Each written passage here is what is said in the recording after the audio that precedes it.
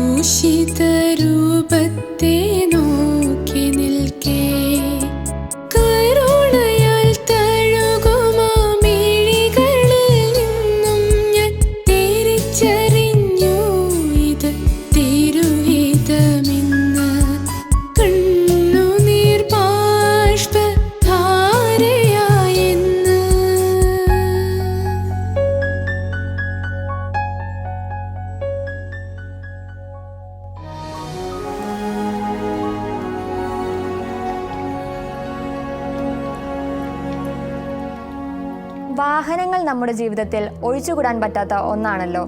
Father Siriyakottayil ഇന്ന് നമ്മളോട് സംസാരിക്കുന്നത് വാഹനങ്ങളെ പറ്റിയാണ്. കാണാം തോട്ട്സ് ഫോർ ലൈഫ്.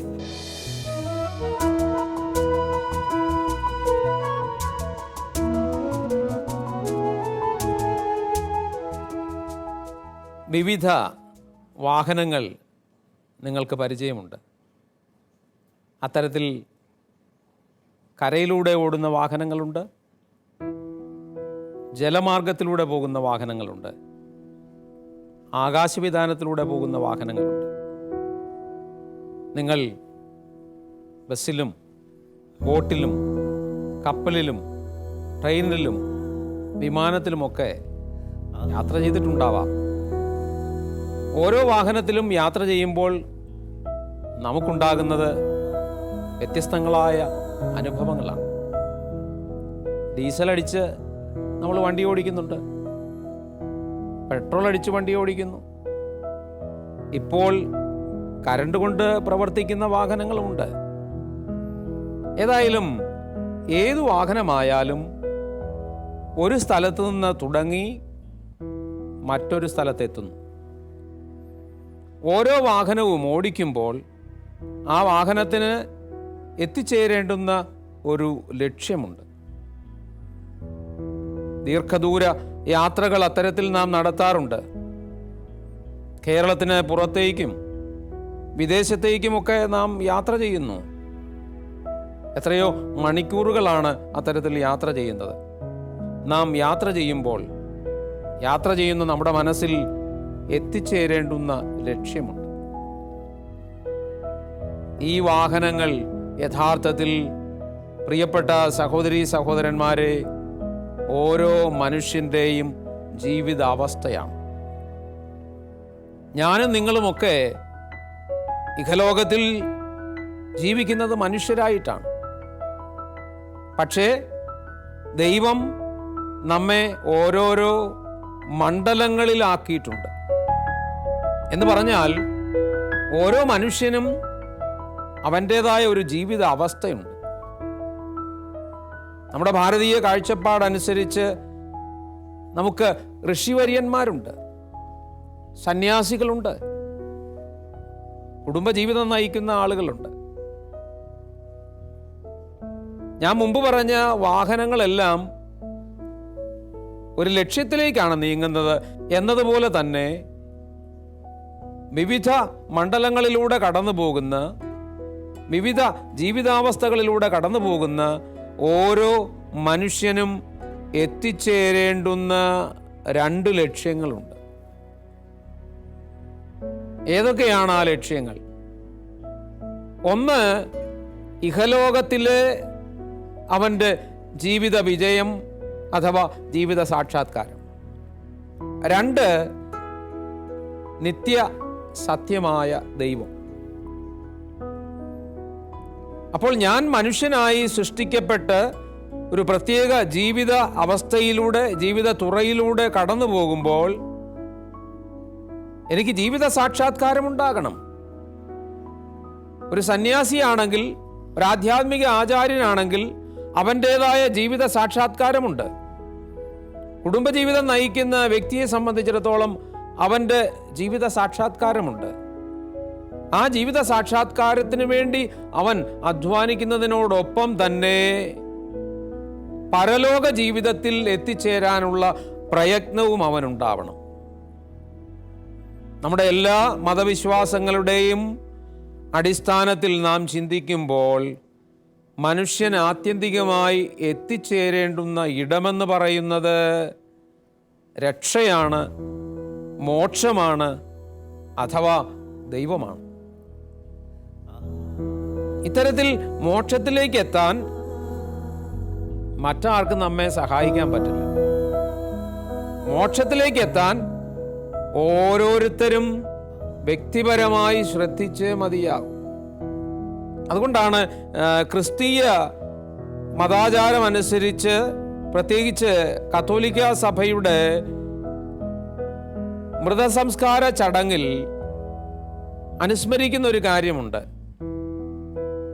നീ ചെയ്ത നന്മകൾ നിന്നെ നിത്യജീവനിലേക്ക് പ്രവേശിപ്പിക്കട്ടെ. ഒരുവൻ ചെയ്യുന്ന നന്മയാണ് അവനെ നിത്യജീവനിലേക്ക്, രക്ഷയിലേക്ക് പ്രവേശിപ്പിക്കുന്നത്. മറ്റൊരാളുടെ പുണ്യം കൊണ്ട് എനിക്ക് രക്ഷയിലേക്ക് പോകാൻ പറ്റില്ല. അപ്പോൾ വിവിധ ജീവിത തുറകളിലൂടെ കടന്നു പോകുന്ന മനുഷ്യനെ സംബന്ധിച്ചിടത്തോളം ഇഹലോകത്തിൽ അവന് ജീവിത സാക്ഷാത്കാരം കിട്ടണം. അത് മറ്റ് മനുഷ്യരോട് ബന്ധപ്പെട്ട് നിൽക്കുന്നതാണ്. എന്നാൽ രക്ഷ അത് നിന്നോടും ദൈവത്തോടും മാത്രം ബന്ധപ്പെട്ട് നിൽക്കുന്നതാണ്. അത് നേടിയെടുക്കാനുള്ള ഉത്തരവാദിത്വം നിനക്ക് തന്നെയാണ്. അതുകൊണ്ടാണ് ബൈബിളിൽ പറയുന്നത്, സ്വർഗരാജ്യം ബലവത്താണ്, ബലവാന്മാർ അത് സ്വന്തമാക്കുന്നു. സ്വർഗരാജ്യം ബലവത്താണ്, ബലവാന്മാർ അത് സ്വന്തമാക്കുന്നു. ഓരോരുത്തരുടെയും പരിശ്രമം സ്വർഗം പ്രാപിക്കാൻ ഉണ്ടാവണം. ഇത് മാത്രമാണോ ജീവിതത്തിൻ്റെ ലക്ഷ്യമെന്ന് ചിലർ ചോദിക്കാം. ഇത് മാത്രമാണോ ജീവിതത്തിൻ്റെ വഴികളെന്ന് ചോദിക്കാം. വിവിധ ജീവിത തുറകളിലൂടെ കടന്നു പോകുന്നവരെ സംബന്ധിച്ചിടത്തോളം താത്കാലികമായ മറ്റു ചില ലക്ഷ്യങ്ങളുമുണ്ട്. അതിനുള്ള വഴികളാണ് നമ്മുടെ പഠനവും ജോലിയും ഒക്കെ. പലരും പലവിധ തൊഴിലുകൾ ചെയ്യുന്നുണ്ട്. ആ തൊഴിലുകൾ ചെയ്യുമ്പോൾ അവരെ സംബന്ധിച്ചിടത്തോളം താത്കാലികമായ പല ലക്ഷ്യങ്ങളും സാധിക്കപ്പെടുന്നുണ്ട്. താത്കാലികമായ പല ലക്ഷ്യങ്ങളും നേടാൻ കഴിയുന്നുണ്ട്. ഒരു കുടുംബജീവിതം നയിക്കുന്ന ആളെ സംബന്ധിച്ചിടത്തോളം അയാളുടെ ജോലി, ആ ജോലി വഴി ലഭിക്കുന്ന ഫലം, ആ ജോലി വഴി ലഭിക്കുന്ന വേതനം ഒക്കെ ആ കുടുംബത്തിൻ്റെ നിലനിൽപ്പിനും വളർച്ചയ്ക്കും വേണ്ടി ഉപയോഗിക്കാനുള്ളതാണ്. അതുപോലെ തന്നെ ആ തൊഴിൽ ചെയ്യുമ്പോൾ ആ വ്യക്തിയെ സംബന്ധിച്ചിടത്തോളം കിട്ടുന്ന ആത്മസംതൃപ്തിയുണ്ട്. അങ്ങനെ വിവിധ തുറകളിൽ സേവനം ചെയ്യുന്ന ആളുകളുണ്ട്. ഡോക്ടർമാരുണ്ട്, എഞ്ചിനീയർമാരുണ്ട്, ശാസ്ത്രജ്ഞന്മാരുണ്ട്, വ്യവസായികളുണ്ട്, കാർഷിക മേഖലയിൽ അധ്വാനിക്കുന്ന ആളുകളുണ്ട്. ഓരോരുത്തരെയും സംബന്ധിച്ചിടത്തോളം അവരുടെ അധ്വാനത്തിലൂടെ അനുദിന ആവശ്യങ്ങൾ നിർവഹിക്കാൻ അവർക്ക് കഴിയും. അത് താത്കാലിക ലക്ഷ്യമാണ്. പക്ഷേ ഈ താത്കാലിക ലക്ഷ്യത്തിൽ നിന്ന് ശാശ്വതമായ ലക്ഷ്യം നേടലിലേക്ക് പോകാൻ സാധിക്കണം. ഉദാഹരണത്തിന്, ഒരു ജോലി ചെയ്യുന്ന ആളെ സംബന്ധിച്ചിടത്തോളം ചങ്ങലക്കിട്ടതുപോലെ ജോലിയോട് ബന്ധപ്പെട്ട് മാത്രം അയാളുടെ ജീവിതം തീർക്കേണ്ടതല്ല. അയാൾക്ക് അകലങ്ങളിലേക്ക്, നിത്യരക്ഷയിലേക്ക് തൻ്റെ കണ്ണ് തുറന്നു വയ്ക്കാൻ സാധിക്കണം. ഇനിയും ഞാൻ മുമ്പ് പറഞ്ഞ വാഹനങ്ങളുടെ ഉദാഹരണത്തിലേക്ക് വരാം. വഴിയിലൂടെ ഒരു വാഹനം പോകുമ്പോൾ, അല്ലെ ജലമാർഗം ഒരു വാഹനം പോകുമ്പോൾ, ആകാശവിധാനത്തിലൂടെ വിമാനം പറന്നു പോകുമ്പോൾ ശ്രദ്ധിക്കണം, മറ്റ് വാഹനങ്ങളും എതിരെ വരുന്നുണ്ടാവും. ആ വാഹനങ്ങളെയും കൂടെ പരിഗണിക്കേണ്ടതായിട്ടുണ്ട്. നാം നമ്മുടെ ജീവിത തുറകളിലൂടെ കടന്നു പോകുമ്പോൾ, വിവിധ ജീവിത അവസ്ഥകളിലൂടെ കടന്നു പോകുമ്പോൾ, നമ്മുടെ തൊഴിൽ മേഖലയിലൂടെ, കാർഷിക മേഖലയിലൂടെ കടന്നു പോകുമ്പോൾ നമ്മെപ്പോലെ നമ്മോടൊപ്പം മുമ്പോട്ട് പോകുന്ന ആളുകളുണ്ട്. നാം വാഹനത്തിൽ യാത്ര ചെയ്യുമ്പോൾ, പ്രത്യേകിച്ച് റോഡിലൂടെ യാത്ര ചെയ്യുമ്പോൾ നമ്മോടൊപ്പം വാഹനങ്ങളിൽ യാത്ര ചെയ്യുന്നവരുണ്ട്. നമുക്ക് എതിരെ വാഹനങ്ങൾ ഓടിച്ചു വരുന്ന ആളുകളുണ്ട്. അവരെ ശ്രദ്ധിക്കുക എന്നത് പ്രധാനപ്പെട്ടതാ. അതെന്തിനാ? അവരും നമ്മളും അപകടത്തിൽപ്പെടാതിരിക്കാൻ. അപ്പോൾ ജീവിത അവസ്ഥകളിലൂടെ കടന്നു പോകുന്ന വിവിധ ജീവിത മാർഗങ്ങളിലൂടെ, വിവിധ തൊഴിൽ മേഖലകളിലൂടെ കടന്നു പോകുന്ന ആളുകളെ സംബന്ധിച്ചിടത്തോളം ഈ ജാഗ്രതയും ശ്രദ്ധയും പ്രധാനപ്പെട്ടതാണ്. ഒപ്പം പരസ്പരം സഹായിക്കുക, ശ്രദ്ധിക്കുക എന്നതും പ്രധാനപ്പെട്ടതാണ്. ഞാനിവിടെ ഓർക്കുന്നത് ഒരു കുടുംബനാഥനെയാണ്. അദ്ദേഹം മാതൃകാപരമായി കുടുംബജീവിതം നയിക്കുന്ന വ്യക്തിയാണ്. ഒരു ബിസിനസ്സുകാരനാണ്. വലിയ ബിസിനസ്സൊന്നും അല്ല, എന്നാൽ കുടുംബം നടത്തിപ്പോകാൻ പറ്റുന്ന ബിസിനസ്സാണ്. അദ്ദേഹത്തിൻ്റെ ബിസിനസ്സിൽ അദ്ദേഹം തൻ്റെ സഹോദരങ്ങളെ രണ്ടുപേരെയും മകനെയും സഹകരിപ്പിച്ചാണ് മുമ്പോട്ട് പോകുന്നത്. ഞാൻ ഇദ്ദേഹത്തിൻ്റെ ജീവിതത്തെ ശ്രദ്ധിച്ചിട്ടുണ്ട്. ഇദ്ദേഹം തന്നോടൊപ്പം മുമ്പോട്ട് പോകുന്ന സഹോദരങ്ങളെയൊക്കെ പിന്തുണയ്ക്കാൻ ശ്രദ്ധിക്കാറുണ്ട്. എന്ന് പറഞ്ഞാൽ, ഇയാൾ തൻ്റെ ജീവിതമാകുന്ന വാഹനം അങ്ങനെ ഓടിച്ചു പോകുന്നു, ഇയാൾ തൻ്റെ ജീവിതമാകുന്ന വാഹനം അങ്ങനെ മുമ്പോട്ട് ഓടിച്ചു പോകുന്നു എന്നതിനപ്പുറത്ത് കൂടെ വരുന്നവരെയും പരിഗണിച്ചാണ് പോകുന്നത്. നമ്മുടെ ഒക്കെ മതവിശ്വാസം അനുസരിച്ച് നാം മാത്രം വിജയത്തിലേക്കും രക്ഷയിലേക്കും എത്തിയാൽ പോരാ, പിന്നെ നമ്മോടൊപ്പമുള്ള ആളുകളും എത്തണം. പ്രത്യേകിച്ച് ക്രിസ്തീയ കാഴ്ചപ്പാട് അനുസരിച്ചൊക്കെ ഇത് പ്രധാനപ്പെട്ടതാണ്.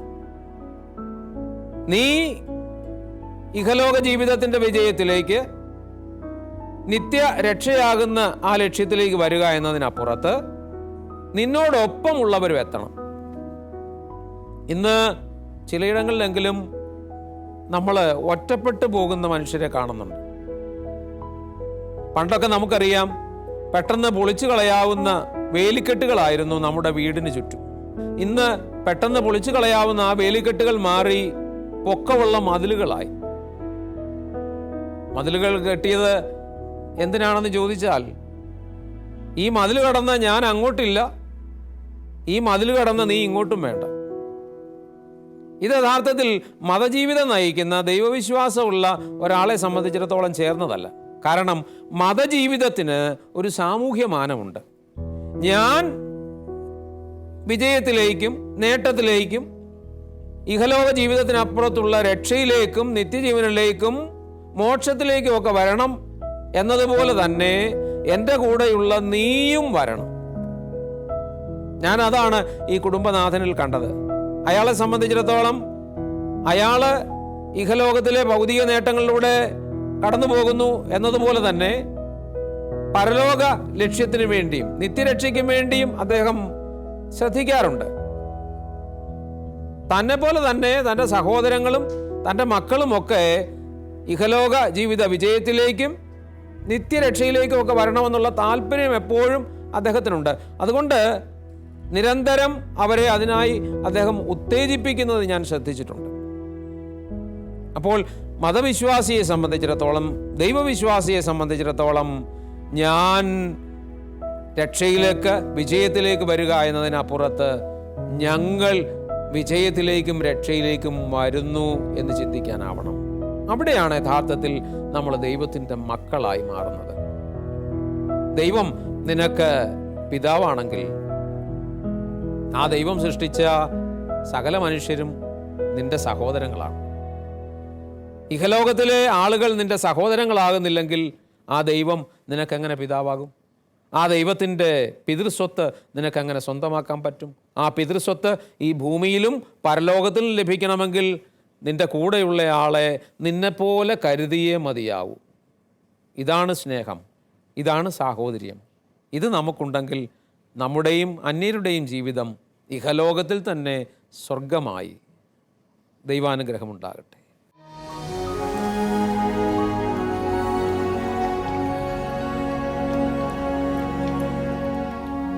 പതിവ് പോലെ പുതിയ വീഡിയോയും പുതിയ ചിന്തയുമായി നിഷ ചേച്ചി റെഡിയാണ്. കാണാം positive vibes.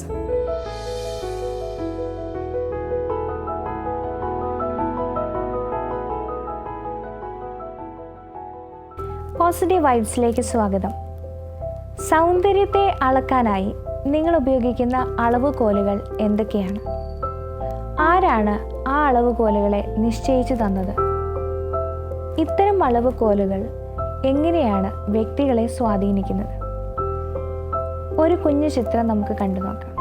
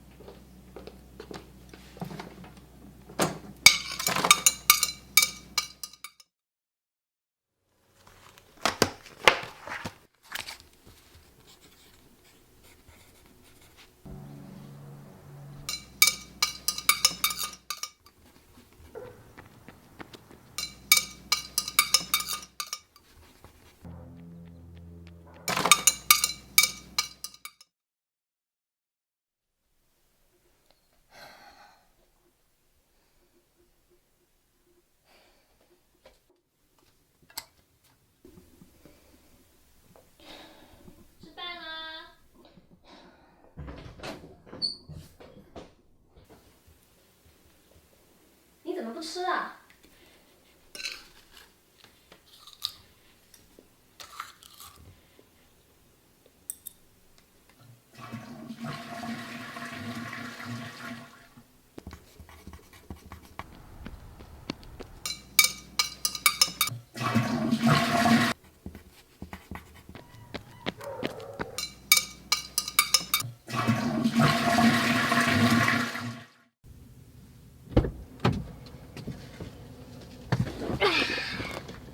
Hey, are you sure you don't want boba?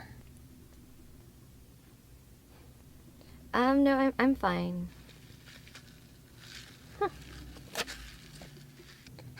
How did you know?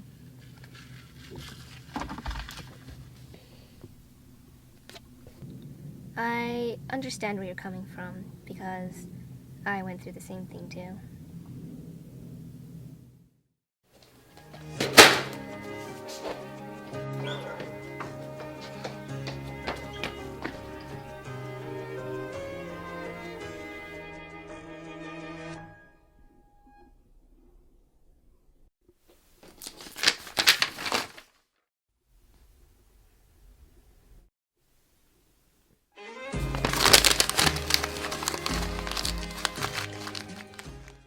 സൗന്ദര്യ സങ്കല്പം ഓരോ സംസ്കാരത്തിലും വിഭിന്നമാണ് എന്ന് നമുക്കറിയാം. എങ്കിലും മാധ്യമങ്ങളും ഫാഷൻ ലോകവും ഒക്കെ വച്ചു നീട്ടുന്ന സൗന്ദര്യ സങ്കല്പങ്ങൾക്ക് അടിമപ്പെട്ട് ഞെരുങ്ങിപ്പോകുന്ന അപകർഷതയ്ക്കും ഒരുപാട് മാനസിക പ്രശ്നങ്ങൾക്കും അടിമകളാകുന്ന ഒരുപാട് യുവജനങ്ങളെ നമുക്ക് കാണാം. അത്തരത്തിലുള്ള ഒരു പെൺകുട്ടിയെയാണ് നമ്മൾ ഈ വീഡിയോയിൽ കണ്ടത്. ഫാഷൻ മാഗസിനുകളിലും മറ്റ് മാധ്യമങ്ങളിലൂടെയുമൊക്കെ കണ്ട സൗന്ദര്യ സങ്കല്പങ്ങൾക്കനുസരിച്ച് തൻ്റെ ശരീരത്തെ മാറ്റിയെടുക്കുവാൻ ശ്രമിക്കുകയും എന്നാൽ അതിന് സാധിക്കാതെ നിരാശയിലേക്കും മാനസിക പ്രശ്നങ്ങളിലേക്കും ഈറ്റിംഗ് ഡിസോർഡറിലേക്കുമൊക്കെ എത്തിച്ചേരുന്ന ഒരു പെൺകുട്ടിയുടെ കഥ. ഇനി മാധ്യമങ്ങൾ മാത്രമല്ല, നമ്മളിൽ മിക്കവരും ആളുകളുടെ ഇത്തരത്തിലുള്ള അപകർഷതയ്ക്ക് കാരണമാവുകയോ അവയെ സ്വാധീനിക്കുകയോ ചെയ്യാറുണ്ട്. ഒരാളെ കാണുമ്പോൾ ആദ്യമേ തന്നെ അവരുടെ ശരീരത്തെക്കുറിച്ച് നെഗറ്റീവായ പരാമർശങ്ങൾ നടത്തുന്ന അനേകരെ കണ്ടിട്ടുണ്ട്. തടിച്ചുപോയല്ലോ, വല്ലാതെ മെലിഞ്ഞുപോയല്ലോ, കറുത്തുപോയല്ലോ, അങ്ങനെ തുടങ്ങി നെഗറ്റീവ് കമൻറ്റുകളോടുകൂടി സംഭാഷണങ്ങൾ ആരംഭിക്കുന്നവരെ കണ്ടിട്ടുണ്ട്. ഇത് കേൾക്കുന്ന എല്ലാ വ്യക്തികൾക്കും അതിനെ ഉൾക്കൊള്ളുവാൻ കഴിയുകയില്ല എന്നും ചിലർക്കെങ്കിലും മാനസികമായി അത് വേദനയുണ്ടാക്കുന്നു എന്നും തിരിച്ചറിയാൻ പലപ്പോഴും നമുക്ക് കഴിയാറില്ല. ദൈവിക ചൈതന്യത്തെ ഉൾക്കൊള്ളുന്ന വഹിക്കുന്ന ആലയമായാണ് മനുഷ്യ ശരീരത്തെ വിശുദ്ധ ഗ്രന്ഥം ചിത്രീകരിക്കുന്നത്. എത്ര മനോഹരമായൊരു ദർശനമാണത്. നിറത്തിനും ആകൃതിക്കും മറ്റ് അഴകളവുകൾക്കുമൊക്കെ അപ്പുറം ദൈവ ചൈതന്യത്തിൻ്റെ ഒരു പേടകം എന്ന നിലയിൽ എത്ര ആദരവോടെയും ബഹുമാനത്തോടെയും കാണേണ്ട ഒന്നാണ് നമ്മുടെയും മറ്റുള്ളവരുടെയും ശരീരങ്ങൾ. ആരൊക്കെയോ വച്ചു നീട്ടിയിട്ടുള്ള അഴകിൻ്റെയും സൗന്ദര്യത്തിൻ്റെയും സങ്കല്പങ്ങൾക്ക് അപ്പുറത്ത് അതിൻ്റെ ആരോഗ്യവും ശുചിത്വവും പ്രധാനമായി കാണുവാനും നമ്മുടെ നോക്കിലും വാക്കിലും പ്രവൃത്തിയിലും ശരീരത്തോടുള്ള ആദരവ് സൂക്ഷിക്കുവാനുമാണ് നമ്മൾ പരിശീലിക്കേണ്ടതും നമ്മുടെ കുഞ്ഞുങ്ങളെ അടക്കം പരിശീലിപ്പിക്കേണ്ടതും. കുഞ്ഞുനാൾ മുതൽ തങ്ങളുടെ ശരീരങ്ങളെ അതായിരിക്കുന്നത് പോലെ അതിൻ്റെ കുറവുകളോടും നന്മകളോടും കൂടെ അംഗീകരിക്കുവാനും സ്നേഹിക്കുവാനും ബഹുമാനിക്കുവാനുമാണ് നമ്മൾ അവരെ പരിശീലിപ്പിക്കേണ്ടത്. അത് അവരുടെ ശാരീരിക, മാനസിക, ആത്മീയ ആരോഗ്യത്തെ വളർത്തുകയും സഹായിക്കുകയും ചെയ്യും.